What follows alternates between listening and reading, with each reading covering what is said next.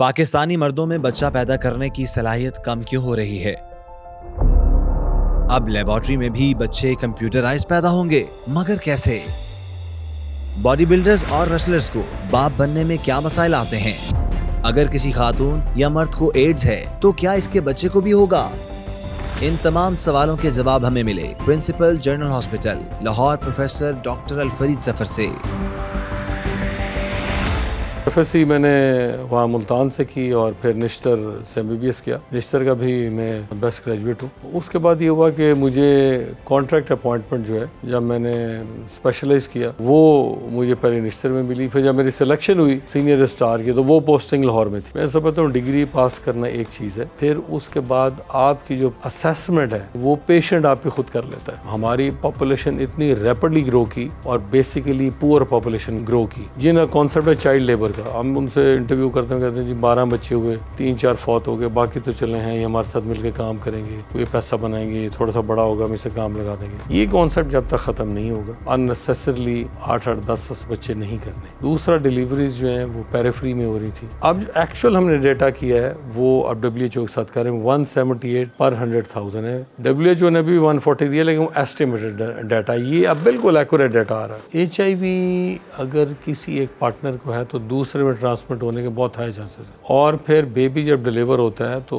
इसका आपको प्रॉपर, जैसे आपने कोविड वगैरह की क्वारंटीन की होती है, इसके लिए भी आपको PPEs पहनने पड़ती हैं और प्रॉपर तरीके से डिलीवरी करनी पड़ती है। कुछ स्टिचेस लगा रहे हैं कुछ, तो वो चांस होता है कि नीडल आपको भी लग सकती है, नीडल आपके जो असिस्टेंट है उनको भी लग सकती है। इसकी कुछ प्रोफिलैक्सिस भी होता है, वो दवाइयाँ भी होती हैं, बेबी को भी वो दी जाती हैं। हमारे यहाँ समहाउ लोग इतना रिपोर्ट नहीं कर रहे। अभी हमारे पास एक पेशेंट आया था, यूके से किसी ने फ़ोन किया, उसका डायलिसिस होना था और HIV पॉजिटिव था, लेकिन हमने अभी मशीन HIV पॉजिटिव डायलिसिस की नहीं रखी, बिकॉज वो किसी दूसरे में यूज़ नहीं हो सकती। लेकिन इन चीज़ों पे काम करने की आगे ज़रूरत है, क्योंकि लोग उसको छुपाते हैं, और वेस्ट में क्योंकि लोग उसको ओपनली ट्रीट भी करते हैं और छुपाते नहीं हैं। मेल इनफर्टिलिटी इस वक्त पूरे वर्ल्ड में बढ़ती जा रही है और इसकी वजूहत है इंडोर लाइफ है, कंप्यूटर्स हैं, बच्चे इतना ज़्यादा बाहर गेम्स में नहीं जा रहे। पाकिस्तान में तो और इश्यूज़ हैं कि यहाँ बाहर निकलने को डेंगू हो जाएगा, फिर पोल्यूशन बढ़ी है। वो जिस तरह हमने एक लाइफ गुजारी कि हम गेम्स खेल रहे हैं,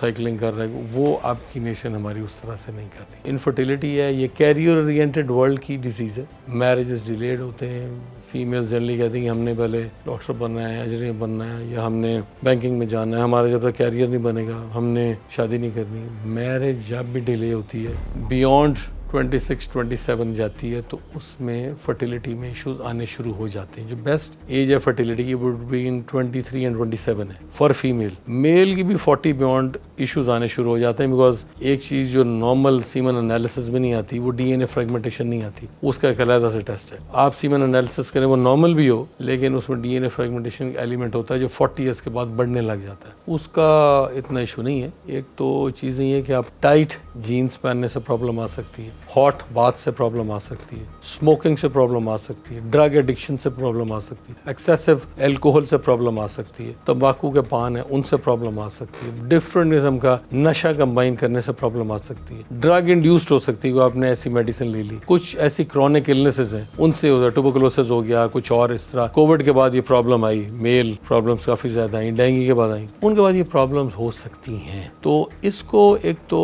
हेल्दी लाइफस्टाइल से आप उसको फाइट आउट कर सकते हैं, जो कि मिनिमम 25 मिनट्स की ब्रिस्क वॉक लाजमन करनी चाहिए। जितना आपका पेट बड़ा होगा, मेल प्रॉब्लम उतनी ज़्यादा होगी, बहुत उसमें फीमेल हार्मोन्स प्रोड्यूस होने शुरू हो जाते हैं। आपको अपनी वेस्ट लाजमन कंट्रोल करके रखनी है। तो डिपेंड करता है कि भाई हाइट कितनी है, तो उसमें एक आपने BMI जो आपका बॉडी मास इंडेक्स है कि हाइट और वेट के लिहाज से, लेकिन आपको वेस्ट, मेल के शोल्डर्स थोड़े से निकले होने चाहिए as compare to waste.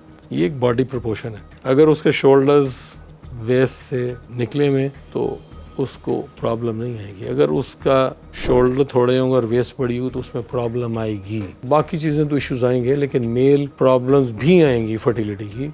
Semen effect होगा, उसकी मेल परफॉर्मेंस इफेक्ट होगी। इन चीज़ों में बहुत ज़्यादा काम करने की ज़रूरत है। सप्लीमेंट्स हैं वो एक लिमिट तक ही लेने चाहिए, वो आपकी जो फर्टिलिटी उसको इफेक्ट करते हैं। अब मैं आपको कुछ एग्जांपल दूं। एक काफ़ी सारे रेसलर्स हैं जिनके बच्चे नहीं हैं। एक ओवन हार्ट था, मैं आपको कुछ एग्जांपल्स दे रहा हूँ। बहुत अच्छा वो रेसलर था, उसके बेबीज़ नहीं थे। जब भी आप एक लेवल के बियॉन्ड एक्सरसाइज शुरू करते हैं, आपकी फर्टिलिटी इफेक्ट होती है। देखने में मैंने दुनिया के बहुत मशहूर सेंटर्स IVF में काम किया है, नेशनल यूनिवर्सिटी सिंगापुर किया है, मोनाश में किया है, सिडनी IVF में किया है। हमारे पास कई पेशेंट्स आते थे वेरी ह्यूज, 7-7 फुट कार्ड, इतने मसल है, वो बेबीज़ नहीं थे। हमने सैंपल किया तो एक आध स्पर्म बाकी नहीं, और पुरानी रिपोर्ट थी कि वो ठीक था।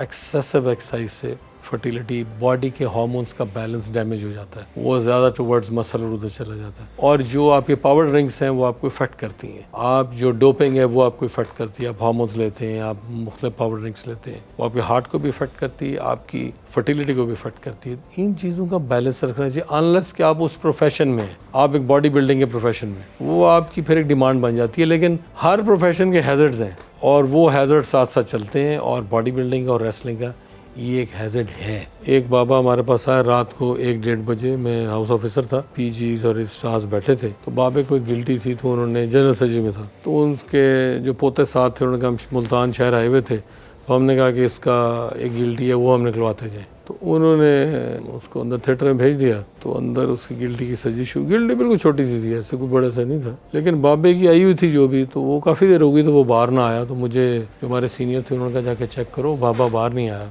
उसका तो ऐसे एक लोकल लगना था और उसमें बाहर आ जाना था। तो मैं खैर अंदर थिएटर में गया तो मैंने देखा बाबे का CPR हो रहा है, और वो जो भी था, बाबा एंट्री होते या पता नहीं उसको को हार्ट हुआ या हार्ट प्रॉब्लम हुई है क्या, बाबा वहीं कार्डियक अरेस्ट में चला गया। अभी उसका वो गिल्टी विल्टी निकली नहीं थी, और वो आया भी एक ऐसे रूटीन का। अब पोते उसके बाहर खड़े थे, मैंने निकल के सीनियर्स को कहा, मैंने कहा उसका तो अंदर CPR हो रहा है। तो वो बड़े परेशान हो गए कि इसको तो कुछ भी नहीं था और गिल्टी भी एक बाहर पड़ी हुई थी। वो बहरहाल वो कोशिश करते रहे, बाबा वो ना बचा। रश इतना ज़्यादा होता है, हर किस्म का पेशेंट आ रहा होता है। मैं हाउस ऑफ कर रहा था, मेरे रजिस्ट्रार थे, वो आजकल कंसल्टेंट है UK में। हमारे जो प्रोफेसर थे वो फजर पढ़ के आते थे। ये लोग अब यकीन भी नहीं कर सकते, हमें फजर से पहले प्रोग्रेस लेनी होती थी, चाहे ठंडा या गर्मी है, और उनके भी जोर पढ़ते थे, जोर पढ़ के फिर हम जा सकते थे। और शाम को 6 बजे आते थे, पूरा वार्ड आता था एक्सेप्ट प्रोफेसर और एसोसिएट, और जैसे दिन को राउंड होता था शाम को भी वैसे राउंड होता था। और इस यूनिट का जो भी बंदा ट्रेनिंग कर लेता था, UK वाले उसे एक्सेप्ट कर लेते थे बगैर एग्जाम के। तो राउंड हमने सुबह किया। एक बाबा था मेरे बेड पे जो कि 105 साल का था और टोटल पैरालाइज था। मैंने राउंड किया, उसकी मेडिसिन नेचुरली उसका हम एक्टिव कुछ कर नहीं सकते थे, उसकी फिजियोथेरेपी हो रही थी, और बेड पेशेंट मेरे पास को 20-25 थे, रश था बहुत ज़्यादा। तो उसकी मैंने प्रोग्रेस ली फजर से पहले, और सर्दी थी बहुत ज़्यादा। तो बाबा ठीक था, वो रजिस्ट्रार भी मेरे साथ थे, हम सारा देख रहे थे। उसके बाद प्रोफेसर आ गए फजर के बाद, राउंड शुरू किया। तो वो आए तो जो मेरे रजिस्ट्रार थे उन्होंने पेशेंट की प्रोग्रेस दी, प्रोग्रेस दे के राउंड आगे निकले। मैंने ऐसे, और वो बाबे ने ना कंबल ऊपर डाला। हम जितनी बातें करते रहे, बाबे ने कंबल ना हटाया। मैंने बाद में सोचा कि इसकी कोई मूवमेंट नहीं हुई, मैं ज़रा देखूँ तो सही कि इसकी कंडीशन क्या है। मैंने हाथ डाला, कंबल में देखा, उसके पल्स हार्ट में, बाबा एक्सपायर हो चुका था। तो मैंने आगे जाके तो रजिस्ट्रार कान में कहा कि सर बाबा तो बेचारा फौत हो चुका है, जिसकी हमने वो अगले बेड पे जाओ। उन्होंने कहा नहीं, तुम अभी जाके ना इसको ये टीके लगाओ, मैं राउंड आगे ले जाता हूँ, वरना हमें डांट पड़ेगी बहुत ज़्यादा। और उसके ऊपर हमने प्रोग्रेस भी दे दी। एक चीज़ मैंने उससे सीखी, ये सीखी कि अगर मेरे प्रोफेसर उस वक्त आके उसकी पल्स देख लेते तो वहीं डिटेक्ट हो जाता। अब मैं एज ए प्रोफेसर जब भी जाता हूँ, मैं सबसे पहले मैं समझता हूँ आपने ऑपरेट किया या कोई पेशेंट, आप उसकी पल्स देख लेना, पता है पल्स अगर नॉर्मल है तो इसका मतलब पेशेंट को नंबर 1 इन्फेक्शन नहीं है, पेशेंट ब्लीड नहीं कर रहा, और पेशेंट हार्ट भी ठीक है, कोई प्रॉब्लम नहीं है। पुराना सिस्टम था कि उसे नब्ज देख के बता देते। आपने सर्जरी की, दूसरा कुछ भी ना देखे, सिर्फ एक पल्स ही देख लें तो पता चल जाता है कि पेशेंट आउट ऑफ डेंजर है। वो एक चीज़ मैंने उस दिन से सीखी। मुझे कोई भी प्रोग्रेस दे, कुछ भी करे, मैं जाके उस पेशेंट की पल्स लाजमन अपने हाथ से देखता हूँ कि इसकी क्या कंडीशन है। तो आप जब कैरियर में चीज़ें सीख रहे होते हैं, वो आप उससे इवॉल्व कर रहे होते हैं। और फिर कई ड्रामेटिक केसेस ऐसे आए जो हमारा ख्याल था कि हमने, एक पेशेंट हमारे पास लेबर रूम में एंटर हुआ, पेशेंट टोटली BP-लेस पल्सलेस थी और वो ब्लीड करती आ रही थी। मैंने बगैर एनेस्थीसिया उसके में कॉरिडोर में ओपन करके बेबी आउट कर लिया और बेबी जिंदा था, बच्चा बच गया। मदर वाज ऑलरेडी, मदर हमारे पास मेरे ख्याल है जो एम्बुलेंस आ रही थी उसके अंदर ही कहीं एक्सपायर हो गई, लेकिन बच्चा कुछ अंदर जिंदा था। बाद में फिर डॉक्टर्स हम सारे मिलकर उसका CPR करते रहे, लेकिन वो ऑलरेडी ख़त्म हो चुकी थी। और वो हम उसको कुछ CPR हमने रिवाइव भी किए। मैं आपको एक और एग्जांपल देता हूँ। कुछ पेशेंट आई, 45 मिनट्स ऐसे पल्स आती थी चली जाती थी, आती थी चली जाती थी, और हमारा ख्याल था नहीं बचेगी। 45 मिनट हमने CPR किया और उसको ठीक हो गई, और उसको 15 साल हो चुके हैं और अब वो ख़त्म बिल्कुल ठीक है। मतलब वो एक ऐसा मेरिकल था कि हम सोच नहीं सकते थे कि, और अब वो आती है डॉक्टर्स ने कहा इसका बाईपास भी नहीं हो सकता, ये भी नहीं हो सकता, लेकिन वो अल्लाह ने उसको चलाना, वो चल रही है अभी। वो मैं ऐसे कुछ केसेस को जानता हूँ जिन्हें कैंसर सर्जरी हुई और सर्जन्स ने कहा कि इसके 3 साल हैं, 3 साल के बाद ये पेशेंट नहीं बचेगी। ये 90s में केस हुआ, 92 में कि 95 में पेशेंट विल डाई। पेशेंट की डेथ हुई 2016 में और सर्जन जो है वो 2004 में फौत भी हो गया। जिस सर्जन ने ऑपरेट किया और उसने कहा कि इसके 3 साल हैं, ये फिर नहीं बचेगी, सर्जन उससे 12 साल पहले फौत हो गया। एक 15 पे ब्लास्ट हुआ, मैं गंगाराम में था, मैं ऑपरेट कर रहा था, लेप्रोस्कोपी कर रहा था, ऊपर से छत गिरी, हमारे ऊपर आ गिरी थिएटर की गंगाराम में। जब छत आके गिरी, वो फॉल सीलिंग थी, वो गिर गई फायरिंग और ब्लास्ट की वजह से, तो सारे लोग वहाँ से भाग गए और मैं रह गया और एक एनेस्थेटिस्ट रह गए। वो मैंने लेप्रोस्कोप अंदर डाली हुई थी, पेशेंट को एनेस्थीसिया दिया हुआ था, ऊपर से छत गिर गई और शीशे मीशे सारे टूट गए थिएटर से। तो लोग सारे जितने थे सब दौड़ गए। वो थोड़ी देर मैंने देखा वो एनेस्थेटिस्ट भी छत के नीचे निकला, दौड़ गया। अब मैंने देखा कि पेशेंट तो इन्हें के समझिए, मैंने स्कोप अंदर थी, बाहर निकला, उसको खींचा मैंने, उसने कहा मैं खुद मार रहा हूँ तो ये मैं पेशेंट मरती तो मरे, मैं तो ऐसे बचूंगा नहीं। ऊपर से इधर से फायरिंग हो रही है ऊपर। मैंने कहा तुम इसके पहले ट्यूब निकालो और इसको आउट करो। और एक मैंने थिएटर सिस्टर को पकड़ा कि इसको तुमने यहाँ से निकालना है पेशेंट। वो खैर उन्होंने मेरी सुन ली, उनकी बड़ी मेहरबानी, उन्होंने पेशेंट को आउट किया। हमने लेप्रोस्कोपी पूरी नहीं की, पेशेंट आउट किया, स्कोप निकाली, उसको हमने जो फॉल सीलिंग थी उसके नीचे से निकाला और हमने उसको बचा लिया। लेकिन एक वो सेकंड था, फ्रैक्शन ऑफ अ सेकंड में मैं भी सोचता या वाइना स्टेटस मेरी फिर भी बात ना मानता। लेकिन ये चीज़ें आती हैं आपको, ये कोई कंडीशन जैसे कोविड आ गया, इट्स लाइक वॉर, आप उसको भाग नहीं सकते। एक फाइट शुरू हो जाए हमारी फौज की और दूसरी फौज की और हमारी फौज की, हम नहीं लड़ना में जा रहे हैं। तो कोविड भी ऐसा ही था।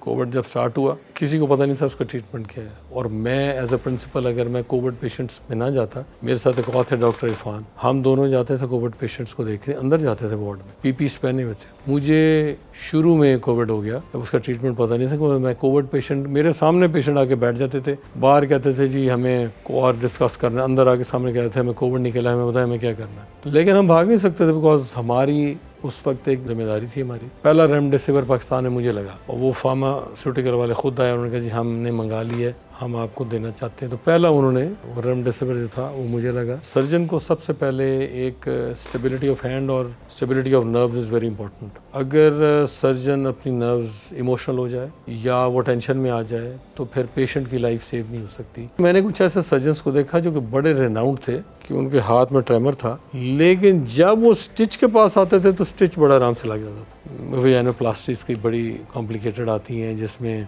ओपनिंग नहीं होती और वो ब्लड अंदर इकट्ठा हो जाता है यूट्रस में जब भी पहला पीरियड आता है। वो हमें ट्रैक खुद बनाना होता है, चैनल बनाना होता है और उसमें बिटवीन रेक्टम और फीमेल ट्रैक के कोई स्पेस नहीं होती, यूरिनरी ओपनिंग और उसके दरमियान वो स्पेस आपको खुद क्रिएट करनी होती है। इससे काफ़ी सारे चैलेंजिंग केस आ जाते हैं। फिर आपके पास ट्यूमर्स आ जाते हैं जो हर तरफ जुड़ा है और आपने ओपन किया, या आपको एमआरआई अल्ट्रासाउंड ने कुछ और बताया, अंदर आपने खोला तो कुछ और निकला। इससे बड़े एटिपिकल केसेस निकल आते हैं। अब अगले दिन हमने केस किया और उसमें समझ नहीं आ रही थी, सामने लग रहा था सारी बड़ी यूट्रस है और वो बिल्कुल निकल नहीं रही थी। फिर खैर हम पहले एक साइड से लगे रहे, फिर दूसरी साइड से करते कराते फिर यूट्रस छोटी सी निकली और एक फाइब्रॉइड था जो इतना बड़ा ग्रो करके उसने सारा कवर किया था। लेकिन उसको हमने आराम से किया तो वो कोई ब्लीडिंग ज़्यादा नहीं हुई, बिकॉज आपको सर्जरी में जो सबसे ज़्यादा प्रॉब्लम है वो ब्लीडिंग की है। जो कॉम्प्लिकेशन है वो बाद में भी ट्रीट हो सकती है। इंटेस्टाइन में कुछ लग गया, यूरेटर में लग गया, ब्लैडर में लग गया,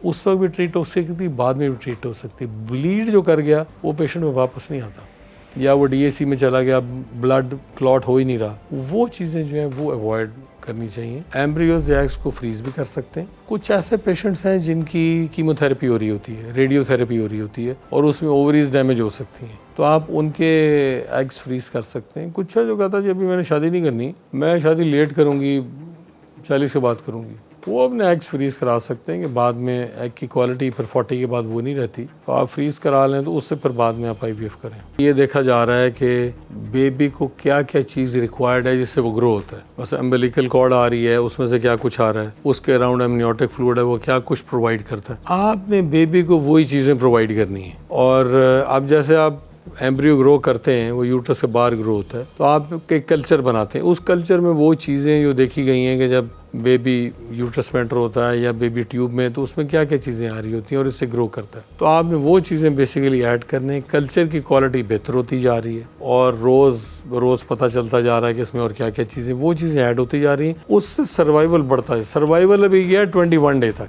एक आपने फर्टिलाइजेशन की 21 डे तक सर्वाइवल लैब में भी गया हुआ है। वो ग्रेजुअली वो बढ़ता जा रहा है। जब वो बढ़ेगा फिर एक यूजेनिक्स का कॉन्सेप्ट आया जिस पे मैंने आपको कहा है कि ये कंप्यूटराइज्ड डेटाबेस आ जाएगा कि जी ये जीन है इसमें है और ये जीन आपने डिलीट करनी है और ये जीन आपने डालनी है। वो फिर कंप्यूटर पे वो कलर्स देगा, मशीनें आती हैं, वो आपको बताता है कि इस जीन का ये कलर, आप उसी कलर कोडिंग करते हैं तो ये आपने उसमें से निकालनी है, ये आपने ऐड करनी है। आप कहते हैं बच्चे का आँखों का रंग नीला हो तो आपने वो वाली जीन ऐड करनी है, ब्लू आई। तो आपने कहते कद इसका 6 फुट से ऊंचा हो तो आपने वाइट वाली जीन ऐड करनी है। तो इस तरह करके यूजेनिक्स का कॉन्सेप्ट आ रहा है, लेकिन उस पर डिबेट चल रही है कि अगर आप एक आइडियल रेस बना देंगे कि जी ये एक अच्छा डॉक्टर बन गया, ये एक वकील बन गया, ये एंकर बन गया, ये मीडिया का बन गया, ये बन जाएंगे तो फिर who is going to clean the streets? आप पियन कौन होगा, आपके लिए चाय कौन बनाएगा, आपके दूसरा काम कौन करेगा? तो दुनिया स्टैंड स्टिल हो जाएगी। फिर उसी बंदे को सारा खुद ही करना पड़ेगा। यहाँ जो टॉप का बंदा खड़ा होगा वो खुद ही अपनी चाय बना रहा होगा, खुद ही सफाई कर रहा होगा, खुद ही वो मशीन चला रहा होगा। हमारे यहाँ सफाई का तरीका फ़र्क है, वेस्ट में फ़र्क है। तो इस तरह से इस पर डिबेट चल रही है कि आइडियल रेस ना बनाए, जो नेचुरल एक वे ऑफ लिविंग है वो टोटली चेंज हो जाएगा। सरोगेसी पाकिस्तान में भी अलाउड नहीं है, लेकिन ईरान में हो रही है और जो इस्लामिक कंट्रीज़ हैं उनमें से एक ईरान में अलाउड है। इस तरह हर कंट्री के अपने लॉज हैं। सरोगेसी फार ईस्ट में अलाउड है, यूएसए की कुछ स्टेट्स में अलाउड है, कुछ में नहीं है, यूके की कुछ जगह पे है, जर्मनी में अलाउड नहीं है। हर कंट्री के अपने लॉज हैं। मैं आपको एक बड़ा अच्छा एग्जांपल देता हूँ। मैं जब ऑस्ट्रेलिया में था, एक कपल था जिसमें वाइफ की यूट्रस निकल गई लेकिन ओवरीज थी। उन्होंने आईवीएफ कराया, उसने अपनी वाइफ का एग लिया, अपना स्पर्म लिया, उससे टेस्ट ट्यूब बेबी हो गया। तो उन्होंने कि उसे यूट्रस नहीं थी तो उन्होंने एक यूट्रस हायर की जो सरोगेट मदर का क्वेश्चन है, और उसके अंदर बेबी रखा दिया। बेबी इम्प्लांट हो गया, ग्रो करने लग गया। उसके बाद जब वो बेबी पैदा हुआ, उस मदर ने, सरोगेट मदर थी, अब ये एक जेस्टेशनल पेरेंट हो गया। जेस्टेशन पेरेंट वो हो गया जिसने, जेस्टेशन होता है हमल के दौरान बच्चे को रखा। उसने रिफ्यूज़ कर दिया कि मैंने बेबी नहीं देना, कि मैं इतनी अटैच हो गई उससे। फिर बड़ा झगड़ा पड़ा, वो कपल कोर्ट में गया। फिर उन्होंने एक लेजिस्लेशन की कि ये इसके पूरे, क्योंकि उस औरत ने इनके साथ पहले एग्रीमेंट किया हुआ था, ये बच्चा कपल को दिया जाए। हमारा लॉ जो है वो रिलीजन बेस्ड है, वेस्ट का लॉ जो ह्यूमन राइट्स पे बेस्ड है।